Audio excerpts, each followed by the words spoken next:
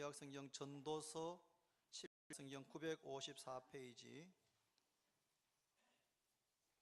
954페이지 전도서 7장 13절과 14절 두 절 말씀만 제가 봉독합니다. 13절입니다. 하나님께서 행하시는 일을 보라. 하나님께서 굽게 하신 것을 누가 능히 곧게 하겠느냐. 형통한 날에는 기뻐하고 곤고한 날에는 되돌아보아라. 이 두 가지를 하나님이 병행하게 하사 사람이 그의 장래일을 능히 헤아려 알지 못하게 하셨느니라. 아멘. 다 함께 합독하겠습니다. 다 같이 시작. 하나님께서 행하시는 일을 보라. 하나님께서 굽게 하신 것을 누가 능히 곧게 하겠느냐. 형통한 날에는 기뻐하고 곤고한 날에는 되돌아보아라. 이 두 가지를 하나님이 병행하게 하사 사람이 그의 장래일을 능히 헤아려 알지 못하게 하셨느니라. 아멘. 찬이 찬양 드리겠습니다.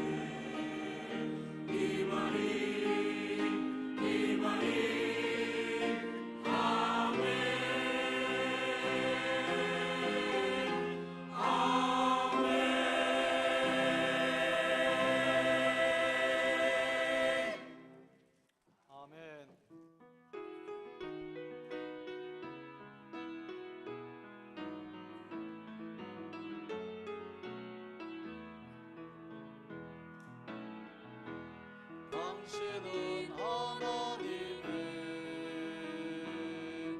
언약 안에 있는 축복의 통로. 당신을 통하여서 열방이 주께 돌아오게 되리. 당신은 하나님의 언약 안에 있는 축복의 통로. 당신을 통하여서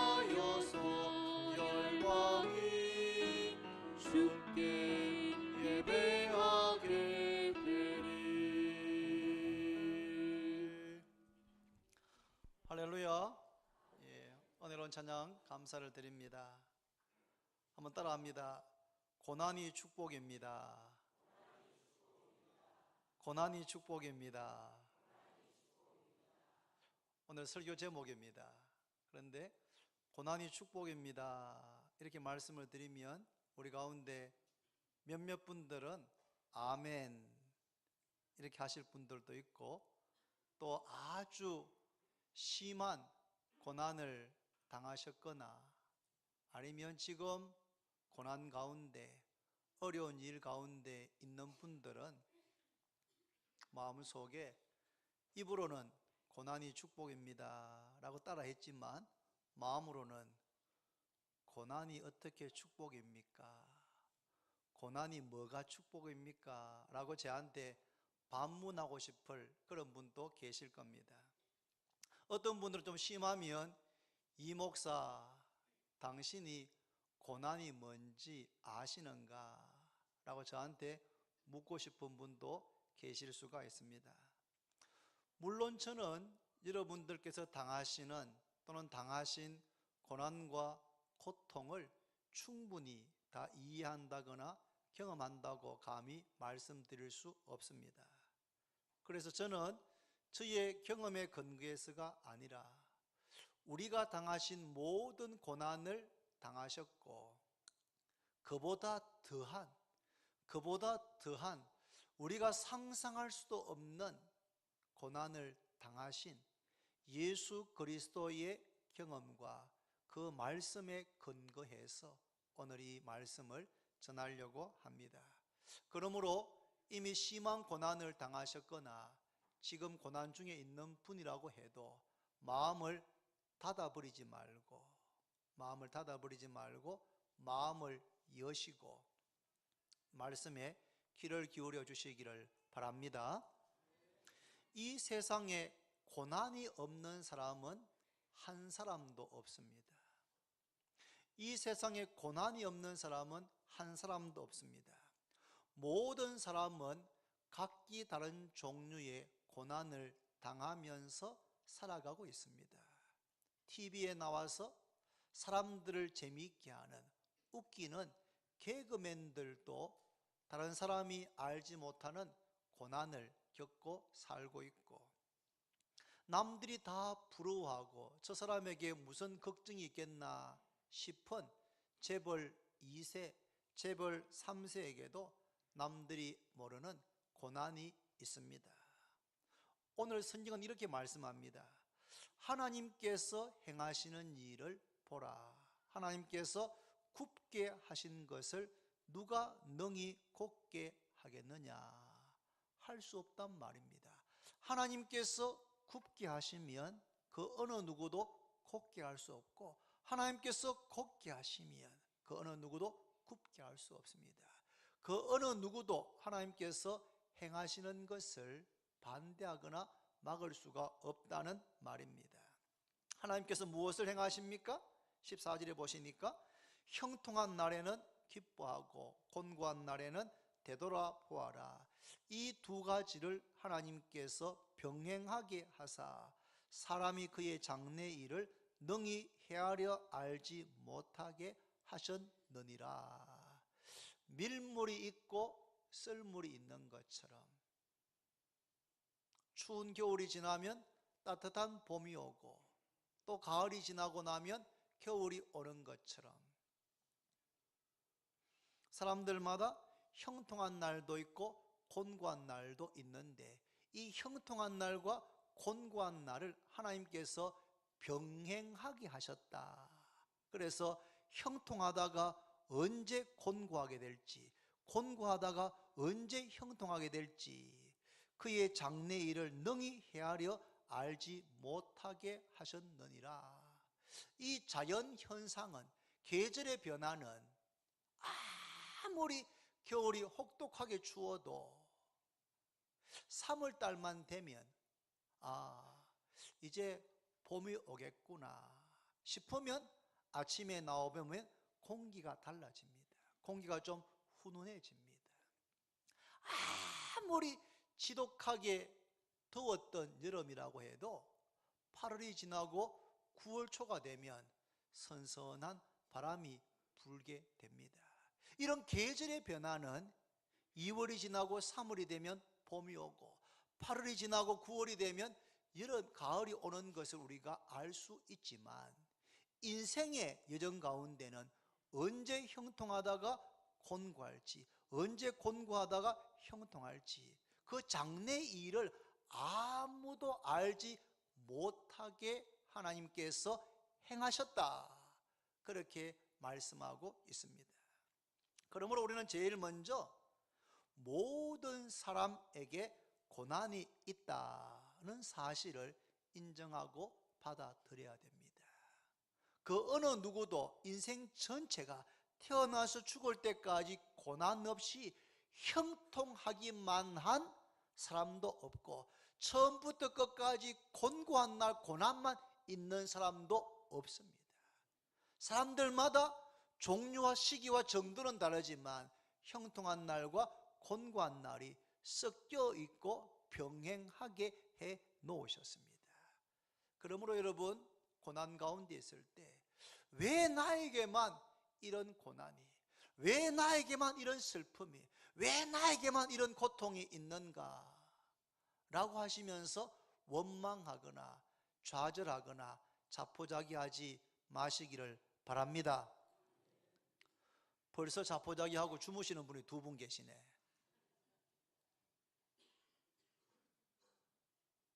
여러분, 아무리 슬프고 힘든 일이 있어도, 아무리 가슴 답답해도 왜 나만 이런가 탄식해서 안 됩니다. 왜냐하면 모든 사람에게 형통한 날과 곤고한 날 하나님께서 병행하게, 이 2가지가 항상 모든 사람에게 있게 해 놓으셨기 때문입니다. 그렇다면 예수님을 믿지 않는 사람에게 왜 고난이 있습니까? 예수 믿지 않는, 하나님을 믿지 않는 사람에게 왜 고난이 있습니까? 그 이유는 하나님께서 그 고난을 사용하셔서 그 사람을 하나님께로 부르시기 때문입니다. 깨닫습니까? 깨닫습니까?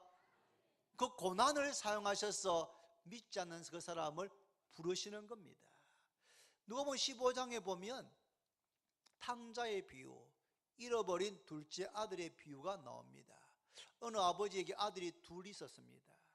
둘째 아들이 하는 아버지에게 와서, 아버지, 저에게 주실 유산, 저에게 주실 분깃, 저의 몫을 제게 미리 좀 주십시오 라고 요청했습니다. 아버지가 살림을 나누어서 둘째 아들 차남의 몫을 둘째에게 미리 주었습니다. 그랬더니 며칠 뒤에 이 둘째 아들이 모든 재산을 모아가지고 그것을 가지고 간다는 인사도 제대로 하지 않고 먼 나라로 가버렸습니다. 아마 이 둘째 아들은 아버지의 간섭 없이 자기 하고 싶은 대로 마음껏 살고 싶은 그런 생각을 가지고 있었던 것 같습니다. 아버지의 집에 사는 것이 평안하고 좋았는데 그래도 이 아들은 아버지 집을 떠나서 먼 나라에 가서 자기 하고 싶은 대로 하면서 살고 싶었습니다. 그래서 먼 나라에 갔습니다. 처음에는 신나고 좋았습니다. 하고 싶은 건 마음껏 하면서, 먹고 싶은 건 마음껏 먹으면서, 늦게 들어와도 왜 늦었나 아무도 묻지 않으니까 마음껏 먹고 마시고 자고 그렇게 지냈습니다. 한마디로 허랑방탕했습니다. 세월이 좀 지났습니다. 가지고 나간 그 유산, 그 돈을 다 써버리고 빈털터리가 되었습니다. 그때 마침 그 나라에 흉년이, 심한 흉년이 들었습니다. 경기가 나빠졌습니다. 이 둘째 아들은 빈털터리가 되었으니까 돈을 벌기 위해서 일자리를 알아봤습니다. 그런데 경기가 나쁘니까 일자리를 찾는 것이 하늘의 별 따기만큼이나 어려웠습니다. 겨우 얻은 일자리가 돼지를 치는 일을 하게 되었습니다. 월급도 받지 않고 그냥 숙식만 제공해 주는 조건으로 돼지치는 하게 되었는데, 유대인들은 돼지고기를 먹지 않으니까 돼지치는 일은 유대인들이 가장 혐오하는, 가장 하기 싫어하는 일 중에 탑1인 것입니다. 그런데 그 일을 하게 되었습니다. 그런데 그 일을 하는데도 돼지가 먹는 쥐염 열매, 극심한 흉년이니까 먹을 양식이 없습니다. 돼지가 먹을 사료도 배불리 먹지 못하는 신세가 되었습니다. 하루는 차가운 방바닥에 누워있는데 배는 고프고 너무 아마 춥고 배가 고프고 서러웠던 것 같습니다. 그때 문은뜻 이 둘째 아들의 머릿속에 아버지 집이 생각났습니다. 지난 몇 개월 동안 한 번도 아버지 집을 생각한 적이 없는데 배가 고프게 차가운 방바닥에 누워있는데 아버지 집이 생각났습니다. 내 아버지 집에는 배부르게 먹으면서 일하는 품꾼들이 얼마나 많은가. 난 여기서 추려 죽는구나. 아버지 집은 일하는 일꾼들이 많았습니다. 그 일꾼들 아버지가 넉넉하게 먹을 것 제공해 주었습니다. 내 아버지 집에는 배부르게 먹고 일하는 품꾼들이 얼마나 많은데 나는 이 먼 나라 타국에서 추려 죽는구나 생각하니까 아마 양쪽에 눈물이 쭉 아마 흘러내렸을 겁니다. 이 아들이 내가 이럴 것이 아니라 내일 아침에 아버지께 돌아가야겠다. 아버지께 돌아가서 아들로 받아달라고 하기에는 염치가 없으니까 그냥 일꾼, 품꾼 중에 하나라도 좀 받아달라고 부탁을 드려야 되겠다라고 하고 그 다음날 아침 일찍 일어나서 아버지 집으로 돌아가는 장면이 나옵니다. 여러분, 이 둘째 아들이 아버지 집을 떠나서 배고프고 가난하고 그 서러움, 그 고생, 그 고난을 하면서 뭐가 생각났습니까? 아버지가 생각났습니다. 아버지 집이 생각났습니다. 그래서 아버지 집으로 돌아갈 결심을 하게 되었던 것입니다. 하나님께서는 믿지 않는 사람들, 그 사람들을 고난 가운데, 어려움 가운데, 시련 가운데, 고통과 고생 가운데 있게 허락하심으로 그 고난을 통하여서 하나님께서 어서 돌아오너라, 어서 아버지 집으로 돌아오너라 라고 부르시는 줄로 깨닫기를 바랍니다. 창세기 28장에 보면은 야곱이라는 사람이 나옵니다. 이 야곱은 이삭의 둘째 아들입니다. 형 에서와는 쌍둥이입니다. 그런데 이 야곱은 욕심이 있는, 야욕이 있는 그런 사람이었습니다. 그래서 형 에서가 받을 장자의 축복을 이 둘째 아들 야곱이 눈이 어두운 아버지 이삭을 속이고 대신 다 축복을 다 가로채 받아버렸습니다. 뒤늦게 사냥터에서 돌아온 형 에서가 그 사실을 알고 다혈질인 이 에서가 칼을 빼들고 동생을 쳐 죽이려고 했습니다. 그때 아버지 이삭과 어머니 르브가가 야곱을 불러가지고 너 서둘러서 빨리 이 집을 떠나라. 떠나서 밧단 아람에 있는 너희 외삼촌 라반의 집으로 가라 해가지고 아침 일찍 새벽같이 야곱을 등을 띠무려서 보냈습니다. 야곱도 새벽에 출발해가지고 달렸습니다. 뒤에서 혹시 형이 칼 들고 쫓아오지 않을까 뒤를 돌아보면서 쫓아갔습니다. 브엘세바에서부터 베델까지 구글 맵 보니까 한 80km가 넘는 상당히 먼 거리입니다. 그 거리를 이 야곱이 달렸습니다.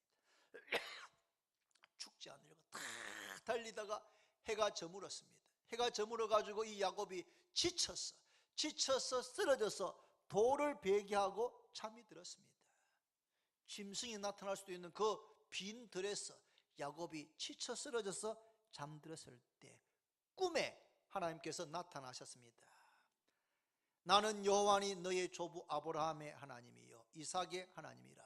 너가 누워있는 땅을 내가 너와 내 자손에게 주리니 내가 너와 함께 있어 너가 어디로 가든지 너를 지키며 너를 이끌어 이 땅으로 돌아오게 하리라. 잠에서 깬 야곱이 잠에서 깼는데 꿈에 봤던 그 장면이 너무 생생한 겁니다. 꿈에 하나님께서 하셨던 그 말씀이 한 자도 잊어버리지 않고 자기 머릿속에 박히는 것 같았습니다. 그래서 야곱이 했던 첫 번째 말이 뭡니까? 여호와께서 과연 여기 계시거늘 내가 알지 못하였도다. 야곱은 아버지가 이삭이고 할아버지가 아브라함입니다. 믿음의 가정에서 자랐습니다. 하나님에 대한 이야기를 어릴 때부터 많이 들었습니다. 그러나 이 베델에서 꿈을 꿀 때까지 야곱은 불신자였습니다. 믿음의 가정에서 자랐는데 야곱은 불신자였습니다. 하나님을 믿지 않는 야곱, 발꿈치를 잡았다. 형의 발꿈치를 잡고 태어났어. 속이는 자, 간사한 자, 자신의 생각, 자신의 장계, 자신의 방법대로 지금까지 살아온 인생이 야곱이었습니다. 그런데 그 야곱을 하나님께서 꿈에 만나 주신 것입니다. 잠에서 깨서 여호와께서 과연 여기 계시거늘 내가 알지 못했다. 내일부터 2박 3일 동안 중고등부 수련을 떠납니다. 수련회를 대전에 있는 침신대학교에서 하는 수련회, 주바라기 수련회인데 거기 참 좋은 강사들이 와서 말씀을 전합니다. 우리 중고등부 학생 다 보내어 주셔야 됩니다. 왜냐하면 학생 때 수련회 2박 3일은 6개월 때로는 1년 교회 다니는 것만큼 효과가 있을 때가 있습니다. 거기 가서 말씀을 듣고 기도하면서 야곱이 베델에서 하나님을 만났던 것과 같이 모세가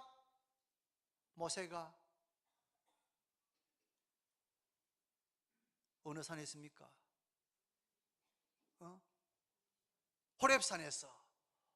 호렙산에서 불이 붙은 떨기나물 가운데서 하나님께서 모세야 모세야 부르셨잖아요. 하나님을 경험하는, 인격적으로 만나는 그 사건이 대단히 중요합니다. 여러분 수련회 때 그런 역사가 많이 일어납니다. 어릴 때 수없이 들었던 그 설교 말씀, 그런데 아직은 아무런 의미가 없었습니다. 그런데 어느 순간 그 말씀이 우리 자녀들, 학생들 마음에 팍 꽂힐 때가 있습니다. 그러면 여호와께서 과연 여기 계시거늘 내가 알지 못하였구나 라고 고백하는 역사가 일어나게 되는 겁니다. 야곱이 빈들에서 돌베기하고 지쳐 쓰러져서 잠들지 않았다면, 고생하지 않았다면, 형이 뒤에서 쫓아온다고 하는 그 위협을 느끼지 않았다면, 집에서 편안한 침대에 누워 잤다면 이런 일이 있지 않았을 겁니다. 그런데 그 고난과 고생 가운데서 야곱은 하나님을 만나게 되었고, 그것이 야곱의 인생의 신앙의 중요한 전환점이 되었습니다.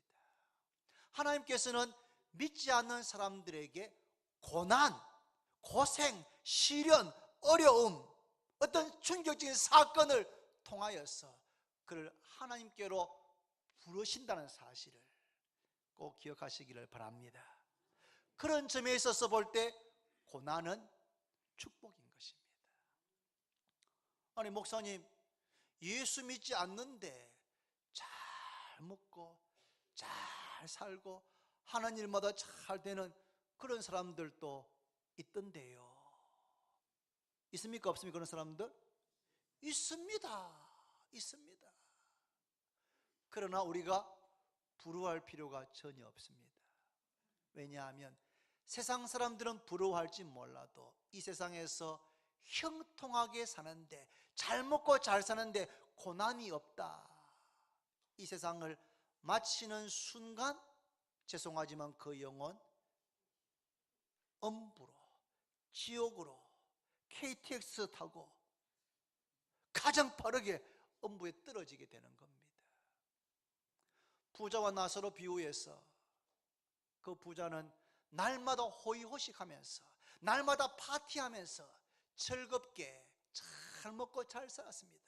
그 집 대문 앞에 있는 그 집 나사로는 온몸에 흔대가 나고 먹을 게 없어가지고 음식 쓰레기 뒤지고 먹고 있는데, 그 거짓 나서는 그들도 보지도 않고, 이 부자는 이름도 안 나와 있습니다. 부자입니다. 그냥 날마다 파티하면서 그렇게 살았습니다. 그런데 나사로도 죽고 부자도 죽었습니다. 나사로는 아브라함의 품에 안겼습니다. 이 부자는 죽어서 엄부에 구더기도 죽고 싶어도 죽을 수 없는 엄부에 떨어졌습니다. 너무 고통스러운데 보니까 나사로가 아브라함의 품에 있는 겁니다. 그 손가락 끝에 물 한 방울 찍어서 제 혀를 좀 서늘하게 해달라고 할 만큼 그 고통, 그 고난이 얼마나 심했는지 모릅니다. 하나님 믿지 않을 때 고난이 있는 것은 오히려 곰곰이 생각하면 축복입니다. 왜냐하면 그 고난을 통해서 하나님께서 그 사람을 하나님께로 부르시기 때문입니다. 몸이 아파서 병원에 입원할 때, 하던 사업이 잘 되어지지 않아서 마음이 절망할 때, 자녀가 내 마음대로 되지 않을 때, 가까운 사람에게 배신을 당하거나 인격적인 큰 상처를 받았을 때, 그때 우리는 이야, 참 인생이 연약하구나, 인생이 유한하구나, 인생이 참 약하구나, 자신을 돌아보게 되는 겁니다. 그러면서 하나님 살아계신다면, 정말 나를 지으신, 이 천지 만물을 지으신 분이 계시다면 내가 그분을 좀 믿고 의지하고 싶다, 그런 생각이 들게 하시는 겁니다. 하나님께서 그 고난을 통해서 그 사람을 하나님께로 부르시는 줄로 믿으시기를 바랍니다. 예수님을 믿으면 하나님의 자녀가 됩니다. 할렐루야. 영접하는 자, 곧 그를 믿는 자들에게는 하나님의 자녀가 되는 권세를 주셨으니. 어떤 분들은 이렇게 말합니다. 제가, 저 성도님, 예수님 믿습니까? 예, 믿습니다. 예, 믿습니다. 그러면은 지금 돌아가셔도 천국 가실 수 있겠네요. 아이고, 목사님, 예수를 믿기는 하지만 제가 사람이 염치가 있어야지. 제가 60년, 70년 내 마음대로 살았는데 지금 예수 내가 믿은 지 한 달, 두 달밖에 안 됐는데 제가 지금 천국 갈 수 있다 하면 그거는 양심도 없는 인간이지요. 앞으로 한 10년쯤 교회 잘 다녀보겠습니다. 그러면 제가 천국 갈지도 모르겠습니다. 참 양심적인 것 같지만 성경 말씀과는 너무 다른 겁니다. 우리는 우리의 의나 착한 행실로 구원받은 사람이 이 세상에 한 사람도 없습니다. 그래서 하나님께서 다른 길을 열어 놓으셨습니다. 무슨 길요? 길이요 진리요 생명이니, 내가 곧 길이요 진리요 생명이니 나로 말미암지 않고는 아버지께로 올 자가 없다.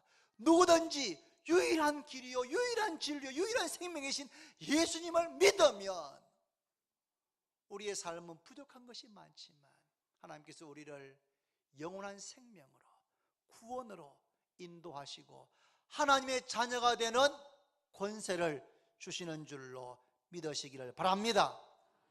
바랍니다. 그러면 예수 믿으면 하나님의 자녀가 되었으니까 고난이 없겠네요. 고난이 없겠네요. 왜요? 하나님께 전능하신 분인데 모든 고난에서부터 보호할 수 있지 않습니까? 예! 하나님은 전능하시기 때문에 모든 어려움, 고난에서부터 보호하실 수 있는 능력이 하나님께 있습니다.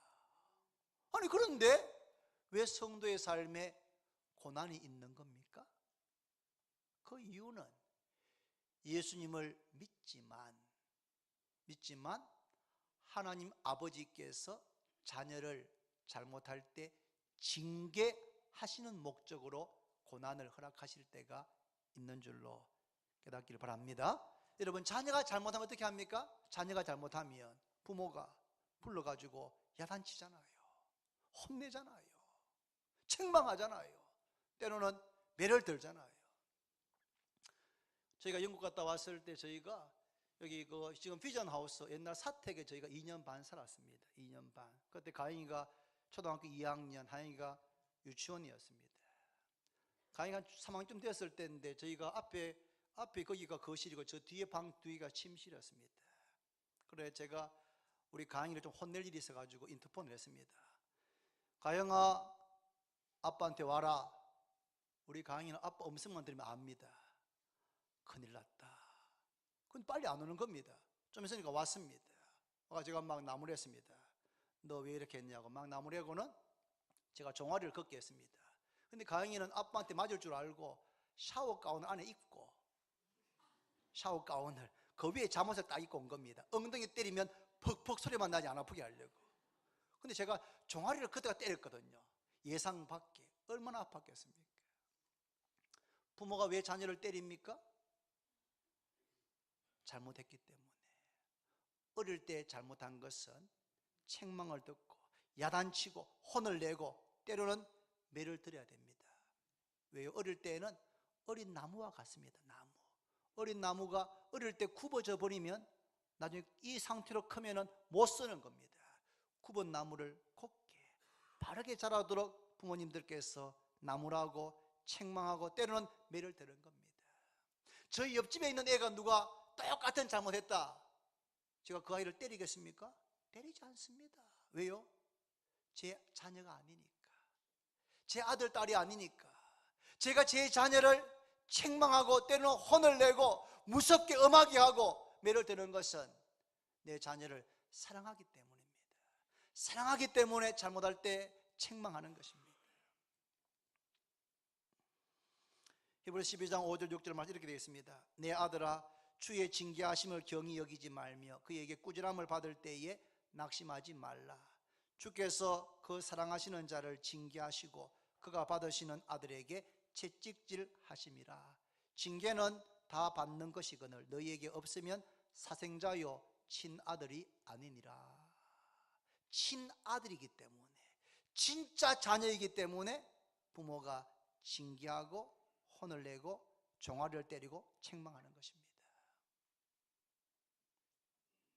하나님께서 우리를 징계해서 우리가 하나님 말씀에 불순종하고 예수를 믿기는 믿는데 내 고집대로, 내 뜻대로, 내 마음대로 살려고 하고 말씀에 불순종할 때 하나님께서 우리를 징계하시는 목적으로 고난을 허락하실 때가 있습니다.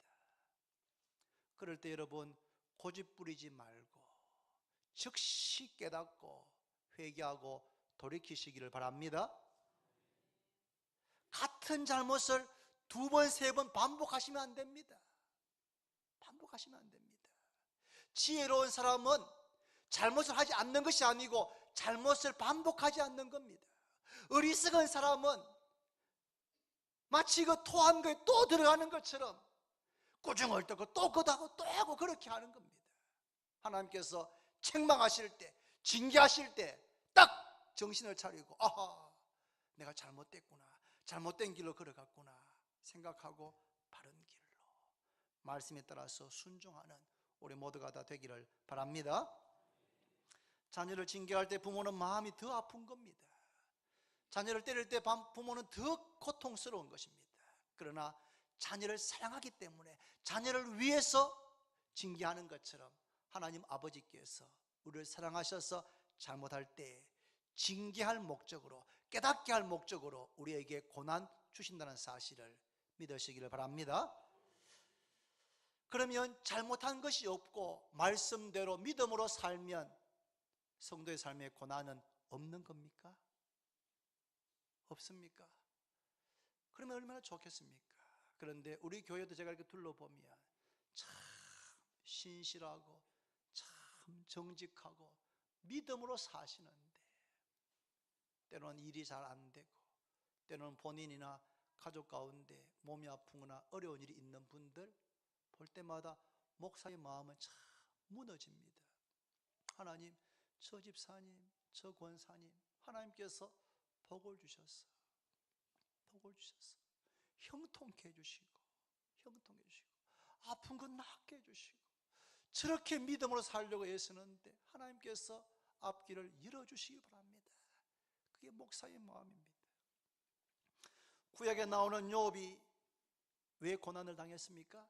죄가 있어 고난 당했습니까? 욥의 친구들은 찾아와서 욥에게 너가 죄가 없으면, 죄 짓지 않았으면 어떻게 하루아침에 그 많은 재산이 다 날아가고 10명의 자녀 하루아침에 죽게 되고 너는 몸이 병들고 죄가 없이 이런 일이 있을 수가 없다. 그러니까 회개하라고 욥에게 촉구했습니다. 그러나 여러분, 욥은 어떤 사람입니까? 욥은 온전하고 정직하여 여호와를 경외하고 악에서 떠난 자라고 성경이 2번이나 반복해서 강조하고 있습니다. 욥은 온전했습니다. 정직했습니다. 여호와를 경외했습니다. 악에서 떠난 자였습니다. 그렇게 하나님께서 인정하셨고 심지어는 사탄에게까지 자랑했습니다. 욥이 고난당한 것은 죄 때문에 징계받는 것이 아니었습니다. 하나님께서 욥을 연단하신 것입니다. 할렐루야. 하나님께서 하나님의 자녀들, 하나님의 백성들을 연단하시는, 단련하시는 그런 목적으로 고난받는 것을 허락하실 때가 있습니다.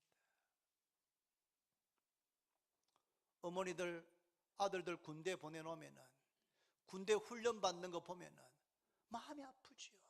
유격 훈련 받고 막 얼차례 받고 하면은 마음이 아프지요. 그런데 달려가지고 우리 아들 와이크는 하면서 막 되면 되겠습니까? 대한민국 그래도 육군으로서 다 멋있게 하려면은 훈련을 받는 겁니다. 힘든 훈련을 통과해야 되는 것입니다. 욥은 고난 가운데서도 하나님을 원망하지 않고 죄를 짓지 않으려고 몸부림쳤습니다. 너무 고통스러워서 자신의 생일을 저주하고 태어날 때 죽었으면 좋겠다고 탄식하기는 했지만 고난 가운데 죄를 짓지 않으려고 몸부림쳤습니다. 그랬던 욥이 고난 중에 이렇게 고백했습니다. 한번 따라할까요? 그러나 내가 가는 길을 오직 그가 아시나니 그가 나를 단련하신 후에는 내가 정금같이 되어 나오리라. 내가 가는 길을 오직 그가 아시나니 그가 나를 단련하신 후에는 내가 정금같이 되어 나오리라. 그 고난, 그 극심한 풀무불 같은 용광로 같은 뜨거운 끝이 보이지 않는 그 고난 가운데서도 욥은 포기하지 않고 불신하지 않고 하나님을 의지했습니다. 여러분, 청룡금, 이런 금 어떻게 만드는지 아시죠? 쇠를 가지고 뜨거운 불에 집어넣잖아요. 붉게 된 거 가지고 망치 가지고 막 두드립니다. 그래서 무딘 것을 날카롭게 만듭니다. 굽은 것을 펴는 것입니다. 두드릴수록 약한 것이 강해지는 겁니다. 다시 물인데 또 꺼내가 불에 붉게 달굽니다. 또 그래서 망치로 두드립니다. 그렇게 해서 여러 번 반복해서 뭐합니까? 당금질, 쇠를 강하게 하는 겁니다. 그래서 상대 칼과 부딪혔을 때 상대 칼을 베일 수 있도록, 상대 칼을 베일 수 있는 정도의 강도가 되는 것은 그냥 되는 것이 아니고 불과 당금질을 통해서 쇠가 강하게 청룡금, 대대에 있는 갑오가 되게 하는 것이 바로 그런 것입니다. 하나님께서 우리를 그런 연단의 과정을 통과케 하실 때가 있습니다. 욥이 그 고난을 통하여서 온전한 욥을 더 온전하게, 정직한 욥을 더 정직하게, 여호와 경외하는 욥을 더 여호와를 경외하는 불순물이 없는 정금 같은, 순금 같은 그런 믿음, 그런 인격이 되게 하기 위해서 고난을 허락하시는 줄로 믿으시기를 바랍니다. 그래서 야고보서 이렇게 말합니다. 야고보 1장 2절 4절 이렇게 되어 있습니다. 내 형제들아, 너희가 여러 가지 시험을 만나거든 온전히 기쁘게 여기라. 이는 너희 믿음의 시련이 인내를 만들어내는 줄 너희가 알미라. 인내를 온전히 이루라. 이는 너희로 온전하고 구비하여 조금도 부족함이 없게 하려 하심이라. 여러 가지 시험, 여러 가지 시련, 여러 가지 고난 만나거든 온전히 기쁘게 여겨라. 고난 가운데 있는데 어떻게 기뻐할 수 있겠습니까? 그런데 하나님의 살아계심, 하나님의 손길, 하나님의 섭리를 믿는 겁니다. 그 시련을 통하여서, 그 시련을 인내함으로 견디면 하나님께 나를 온전하고 구비하여서 조금도 부족함이 없는 정금 같은, 청룡검 같은 그런 믿음, 그런 하나님의 사람을 만드시려고 하는 하나님의 계획하심이 있는 줄로 믿으시기를 바랍니다. 2월 9일부터 평창 올림픽 시작되지 않습니까? 이상화 선수가 선전해 보니까 땀을 몇 톤? 선전 안 봅니까? 13톤을 흘렸답니다. 13톤을 13톤이나 땀을 흘렸대요. 그만큼 땀을 흘리는 훈련, 연습을 반복을 해가지고 올림픽 그 경기에 나가는 건 아니겠습니까? 우리나라 대표에서 그런 선수, 그런 정금 같은 인격 갖기 위해 하나님께서 우리를 연단하시는 줄로 깨닫기를 바랍니다. 목사님, 질문이 있습니다. 혹시 고난 안 당하고 정금같이 되는 방법 없습니까? 고난 안 당하고 좀 정금같이 되는 그런 방법 좀 없을까요? 있습니까? 없습니까? 있습니다. 있어요. 있습니다. 고난 당하지 않고 정금같이 되는 길이 있습니다. 뭡니까? 하나님의 말씀은 살았고 운동력이 있어서 좌우의 날성금보다 더 예리해서 홍과 영과 및 관절과 골수를 찔러 쪼개며 내 마음의 생각을 판단하신다. 하나님의 말씀이 고난을 통해서 우리를 정금같이 만드는, 그 고난을 통해서 우리를 빚으시는 그 역할, 그 기능을 하나님의 말씀이 우리 안에서 하실 수가 있습니다. 그래서 복 있는 사람은 오직 여호와 율법을 즐거워하여 그 율법을 주야로 묵상하는 자로다. 하나님 말씀을 사랑해서 읽고 듣고 묵상해서 하나님 말씀이 내 속에 충만하면 이 말씀은 그냥 문자가 아닙니다. 그냥 글이 아니고 그냥 책이 아닙니다. 하나님의 살아있는 운동력 있는 이 말씀이 우리를 뭐합니까? 교훈합니다. 책망합니다.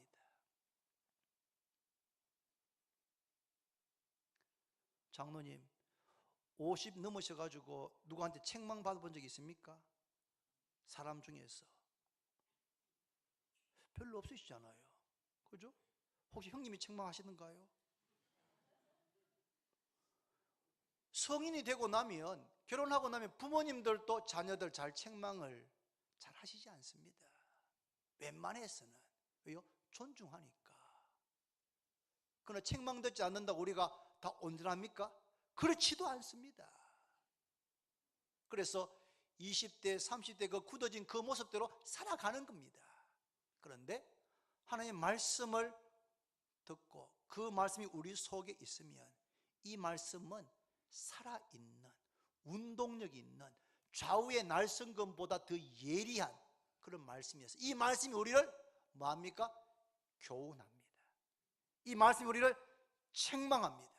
이 말씀이 우리를 바르게 합니다. 말씀이 우리를 의로 교육하는 것입니다. 하나님의 사람으로 온전하게, 반듯하게, 정금같이, 청룡금같이 흠도 점도 없는 그런 사람으로 우리를 빚으시고 변화시키시고 만들어 가시는 역사를 우리 속에 있는 하나님의 말씀이 하는 줄로 깨닫기를 바랍니다.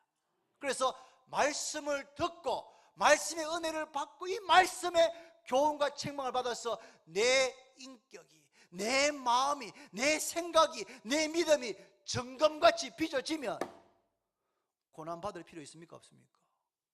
하나님께서 고난을 주실 필요가 없는 겁니다.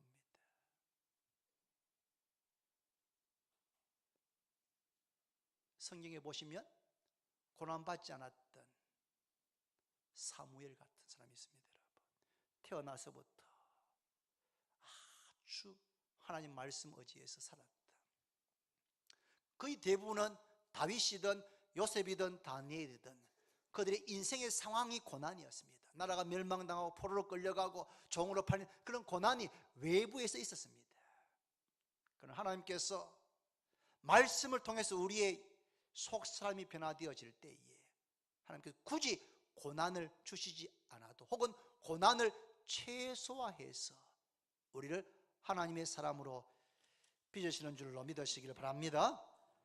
말씀을 맺습니다. 여러분,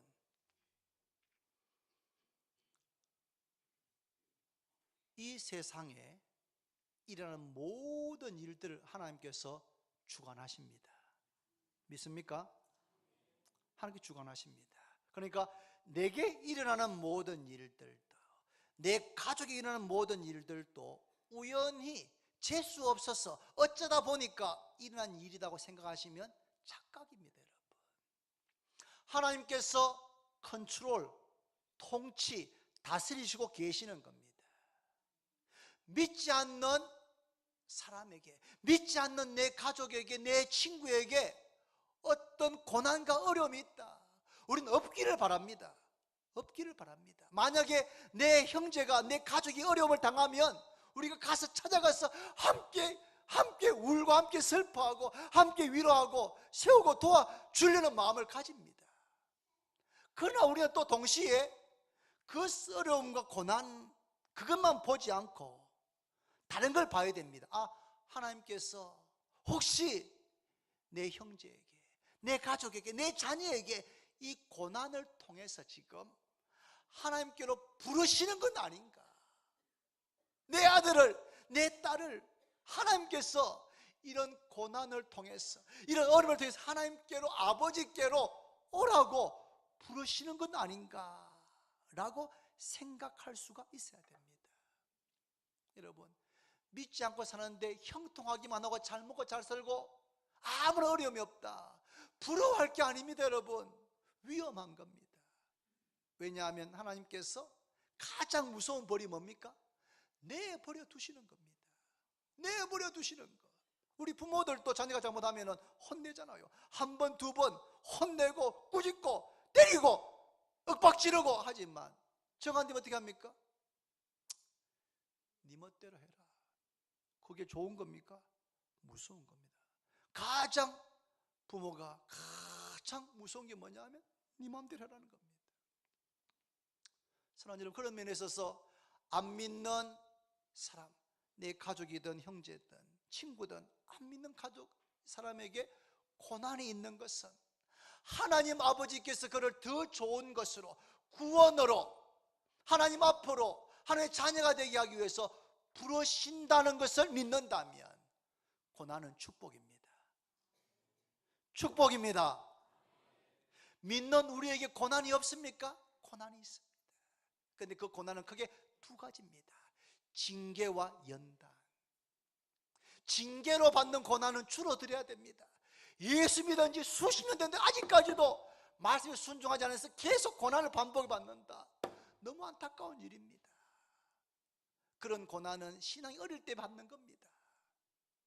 이제는 하나님께서 우리를 정금같이 빚으시려고 하는 그런 목적을 가지고 우리를 고난의 풀무불 가운데 집어넣을 때가 있습니다. 그때는 여러분, 인내함으로, 믿음으로, 하나님만 바라봄으로 그 고난을 잘 견뎌서 우리의 믿음과 우리의 인격이 정금같이 되기를 바랍니다.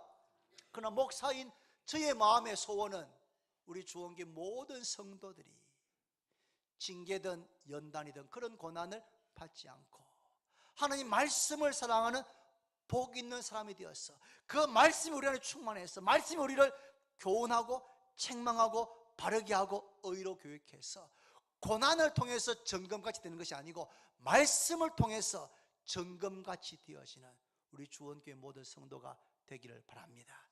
그런 의미에 있어서 고난이 축복인 줄로 깨닫기를 바랍니다. 기도드립니다. 하나님 아버지, 감사합니다. 우리는 이 땅을 살면서 고난 없이 평안하고 형통하기를 원합니다. 하지만 인생을 살 때에 고난이 나에게도 내 가족에게도 가까운 친구 이웃들에게도 찾아오는 것을 보게 됩니다. 왜 이런 고난, 왜 이런 어려움 내게 있는가 하는 원망과 탄식이 있을 때도 있지만, 오늘 말씀을 통해서 믿지 않는 사람들에게는 하나님께서 고난을 통해서 그 사람을 구원으로 하나님께로 부르신다는 사실을 깨닫게 됩니다. 하나님, 사랑하는 내 가족들, 형제 자매들, 가까운 친구 이웃들, 이런 고난을 받기 전에 주 앞에 나와서 구원받는 역사가 속히 일어나게 해 주옵소서. 하나님, 우리 가운데 징계로 고난받는 사람이 없게 해주시고, 혹 그런 것이 있다면 속히 깨닫고 뉘우치고 회개하는 저희들 되게 하여 주시옵시고, 하나님께서 욕같이 우리를 정금같이 빚으실 목적으로 믿음으로 살고 말씀에 순종하는데도 고난이 있다면 그 고난을 믿음으로 하나님만 의지해서 잘 참고 견뎌서 정금같이 되어지는 역사가 일어나게 해 주옵소서. 무엇보다 우리 주원교회 모든 성도들이 말씀을 사랑하고 말씀으로 충만해서 살아있고 운동력 있는 이 말씀이 우리를 교훈하고 책망하고 바르게 하고 의로 교육해서 하나님의 사람으로 온전케 되는 역사가 우리 모두에게 올 한 해 동안에 일어나게 해 주옵소서. 예수님의 이름으로 기도드립니다.